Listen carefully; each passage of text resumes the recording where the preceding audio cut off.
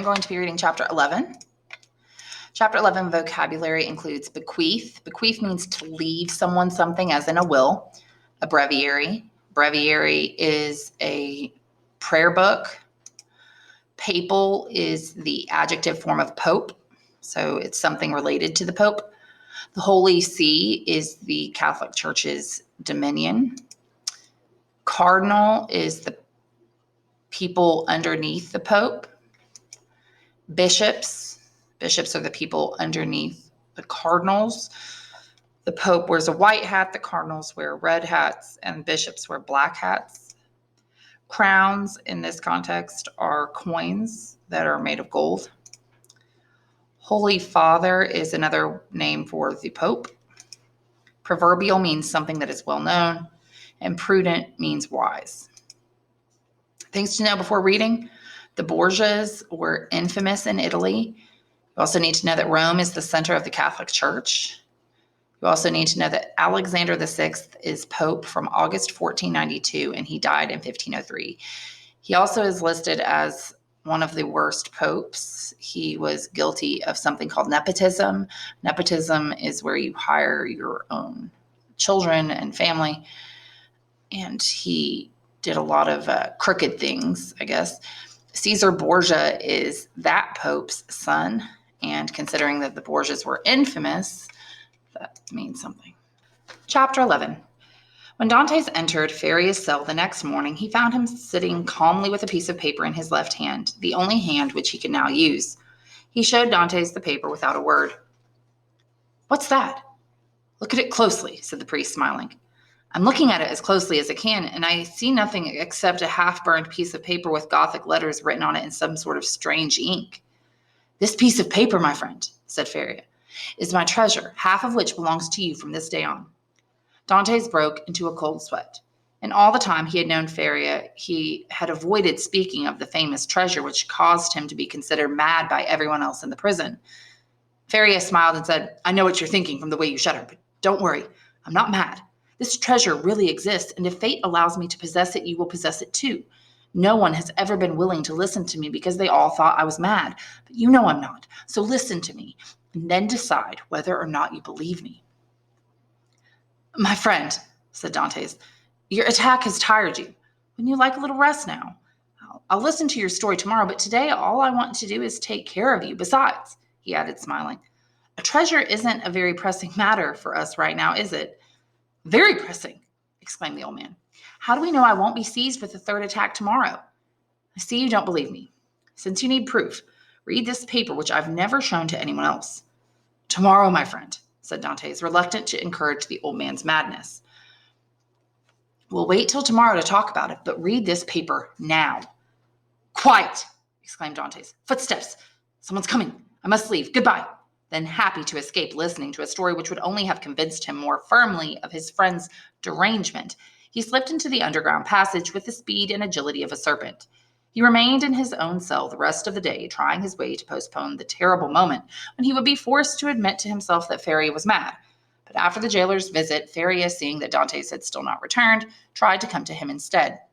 Dantes shuddered as he heard the old man painfully dragging himself through the passage with his paralyzed arm and leg. He had to help him, for he would never have been able to crawl up through the narrow opening alone. "Here I am, obstinately and mercilessly pursuing you," said Faria with a benevolent smile. "You thought you could escape from my generosity, but you can't. Listen to me." Dantes realized that he had no choice. He invited Faria to sit down on his bed, then placed himself before him on the stool. "As you know," began Faria, "I was once the secretary and close friend of Cardinal Spada, the last prince of that name. It is to that worthy lord that I owe all the happiness I have known in this world. He was not rich, although the wealth of his family was proverbial. I have often heard the expression, rich as a Spada. His palace was my paradise. I educated his nephews, who eventually died, and when he was alone in the world, I tried to repay him for all he had done for me by absolute devotion to his every wish. The Cardinal's house soon held no secrets for me. I often saw him carefully examining old books and eagerly searching through dusty family manuscripts. One day, I protested to him about the whole nights he spent occupied with this useless work and the exhaustion and dejection which always followed them. He smiled bitterly and opened a book on the history of the city of Rome.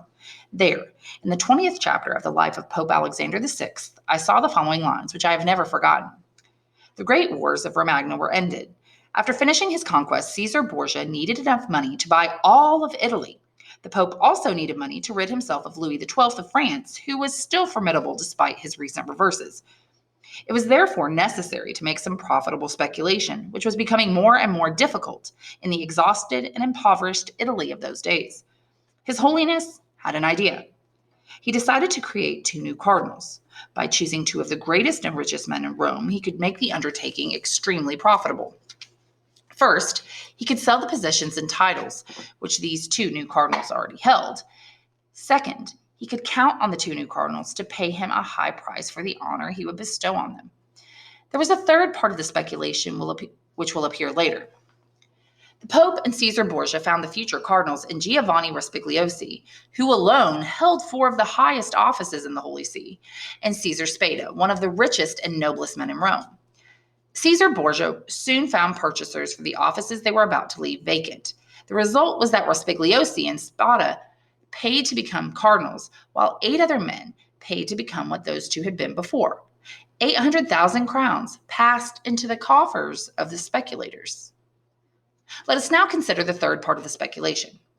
When the Pope had made Rospigliosi and Spada into cardinals and was sure that they had gathered their fortunes together in order to pay their very real debt of gratitude and establish themselves in Rome, he and Caesar Borgia invited them to dinner. This gave rise to a dispute between the Holy Father and his son. Caesar was of the opinion that they ought to use one of the devices which were always at the disposal of his intimate friends. First, there was a famous key with which certain persons were asked to open a certain cupboard. This key had a small iron point due to the negligence of its maker. The lock of the cupboard was difficult to open, and when the person put pressure on the key, he would prick himself with the point and die the next day. Then there was the ring with the lion's head, which Caesar put on his finger when he shook hands with certain persons.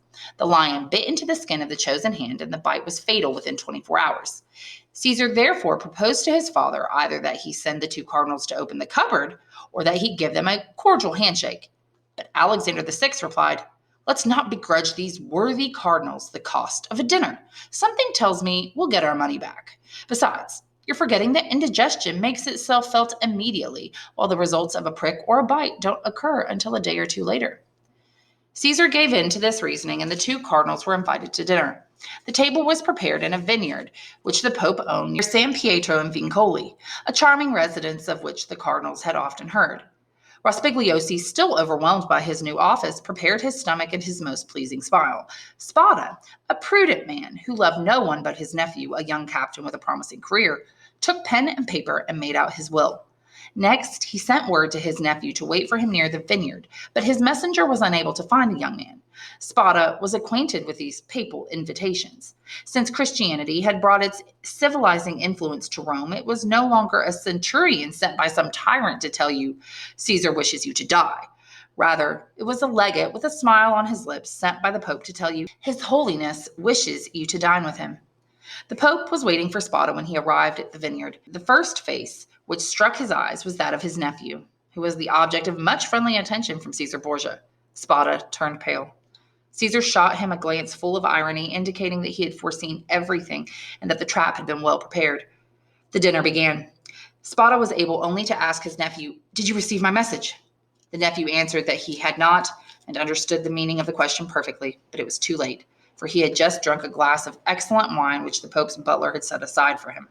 Spada was liberally supplied from another bottle. An hour later, a physician declared them both dead from eating poison mushrooms. Spada died on the threshold of the vineyard. Nephew expired before his own door while making a sign which his wife did not understand.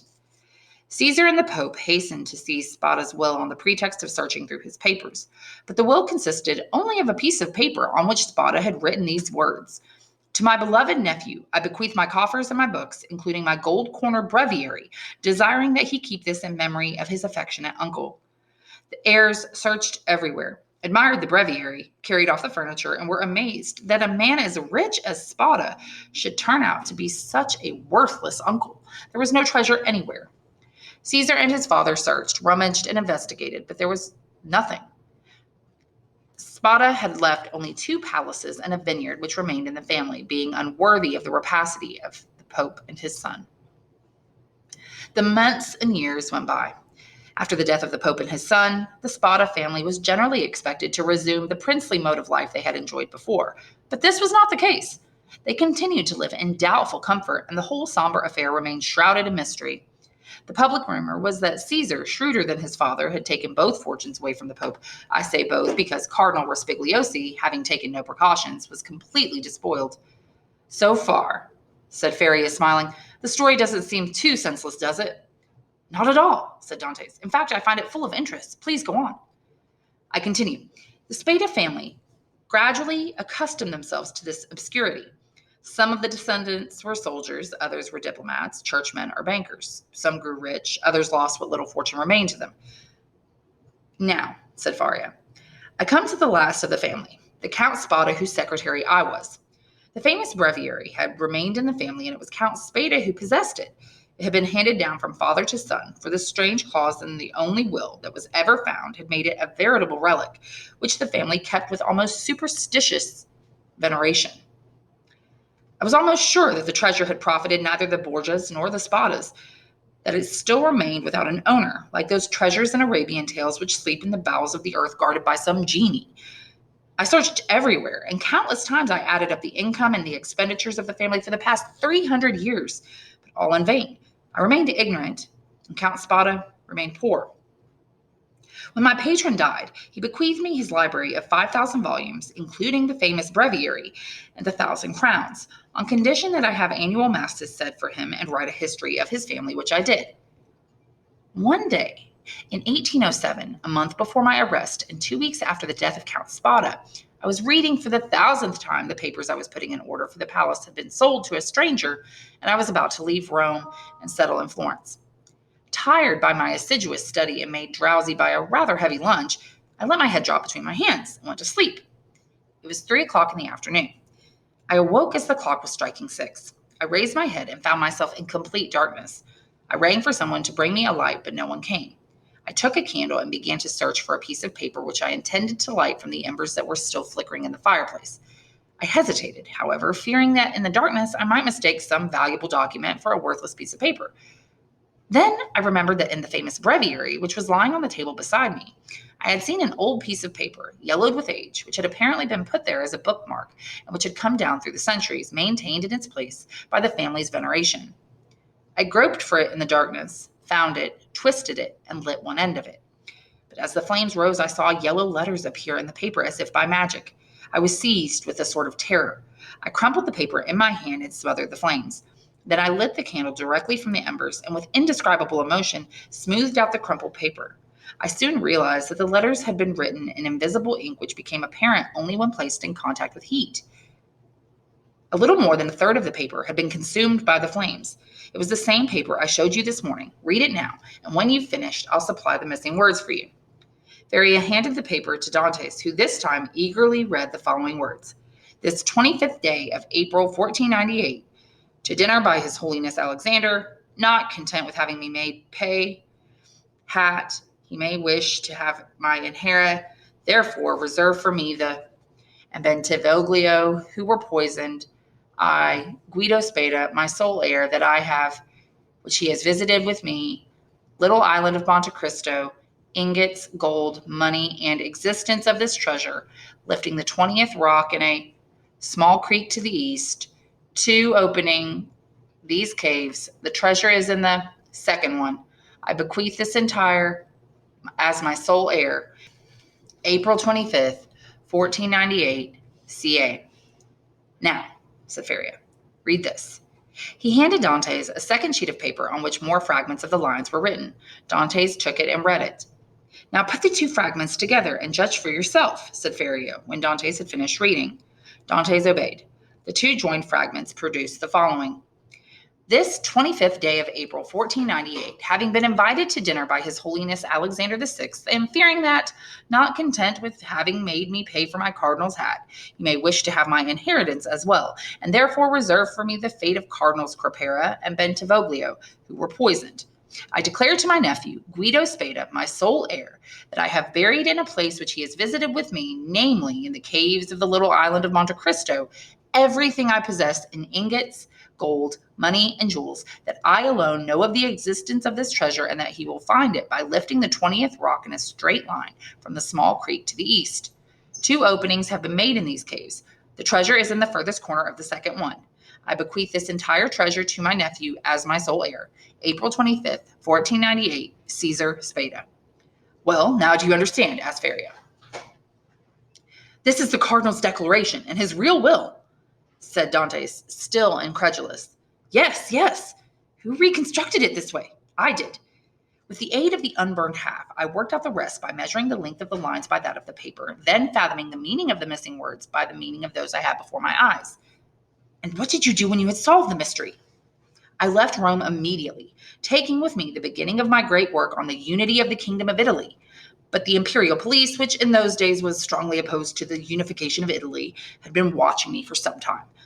My sudden departure aroused their suspicion, and I was arrested just as I was about to embark at Piombino.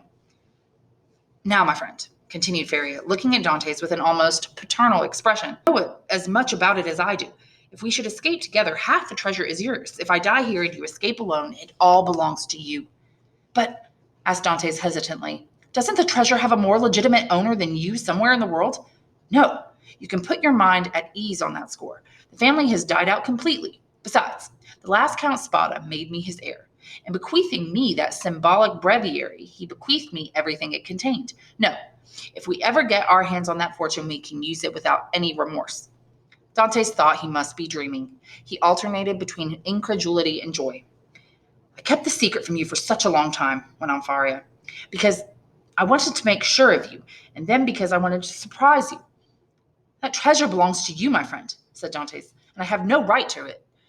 I'm not even related to you. You're my son, cried the old man. You're the child of my captivity. My profession condemned me to celibacy, but God sent you to me to console both the man who could not be a father and the prisoner who could not be free. Faria held out his hand to the young man, who threw his arms around his neck and wept.